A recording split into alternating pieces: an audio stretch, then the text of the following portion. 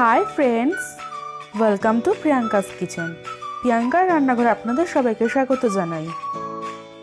আজকে আমি বানিয়েছি চিকেন কিমা দিয়ে কাবলি চানা। চলুন তাহলে দেখে নেওয়া যাক কী কী ইনগ্রিডিয়েন্টস আমি ইউজ করেছি।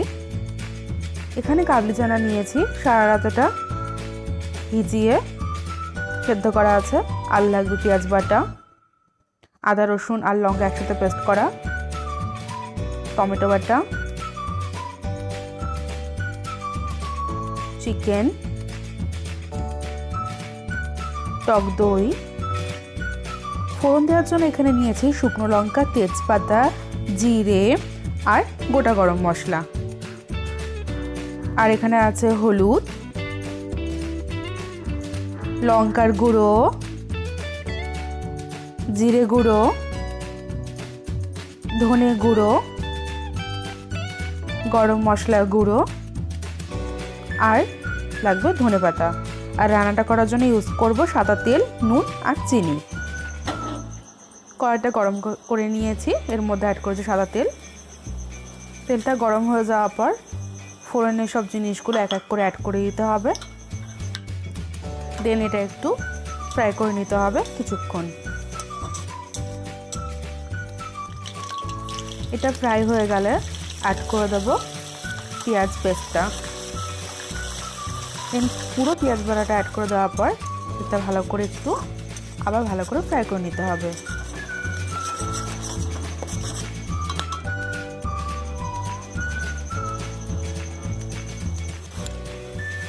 দেন অ্যাড করব আদা রসুন আর লঙ্কার পেস্টটা। পুরোটা অ্যাড করে দেওয়ার পর এটা কিছুক্ষণ ফ্রাই করে নিতে হবে। যতক্ষণ এটা রস স্মেল যাচ্ছে ততক্ষণ এটা একটু ফ্রাই করতে হবে।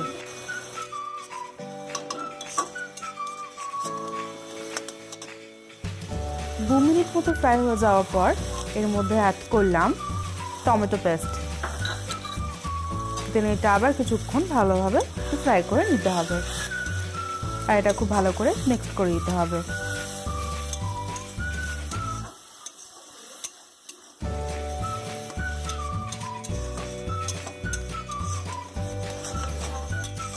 পুরোটা ফ্রাই হয়ে গেছে। এবার ইউজ করব সব গুঁড়ো মশলাগুলো। এর মধ্যে অ্যাড করলাম হলুদ গুঁড়ো, লঙ্কার গুঁড়ো, নুন, জিরে গুঁড়ো, চিনি আর ধনে গুঁড়ো। মশলাগুলো পুরো দেওয়ার পর সব খুব ভালো করে মিক্স করে দিতে হবে। আর এটা 5 থেকে 10 মিনিটের জন্য একটু কষিয়ে নিতে হবে।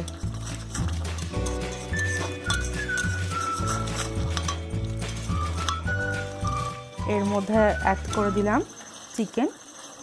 দেন চিকেনটার সাথে পুরো মশলাটাকে কিছুক্ষণের জন্য রান্না করতে হবে। এটা খুব ভালো করে একটু কষিয়ে নিতে হবে।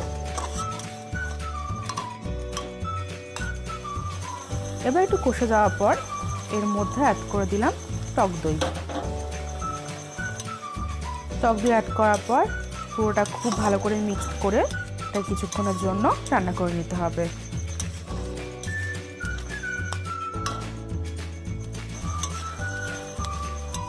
এটা মাঝে মাঝে একটু নাড়াতে হবে যাতে লেগে না যায়।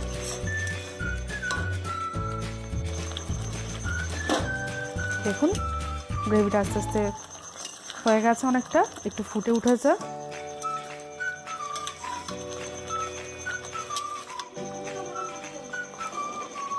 এরপর আমরা কাবলু চানাগুলো সব দিয়ে দেবো।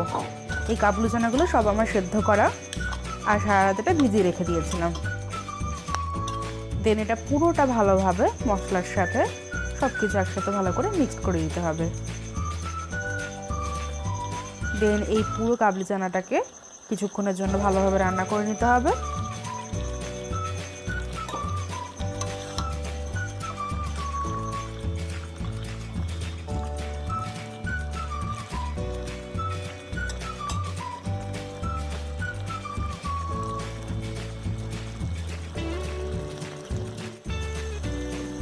এরপর এর মধ্যে অ্যাড করলাম গরম জল।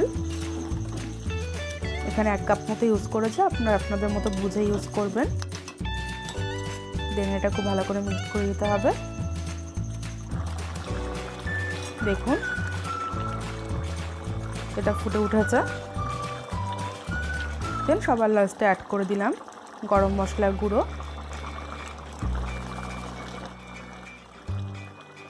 আর অ্যাড করলাম ধনেপাতা,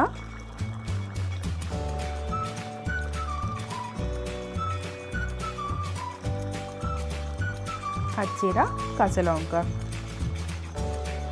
রান্নাটা আমার হয়ে গেছে। এটা খুব ভালোভাবে একবার একটু মিক্স করে দিতে হবে। দেখুন রেডি হয়ে গেছে আমার কাবুলি চানা।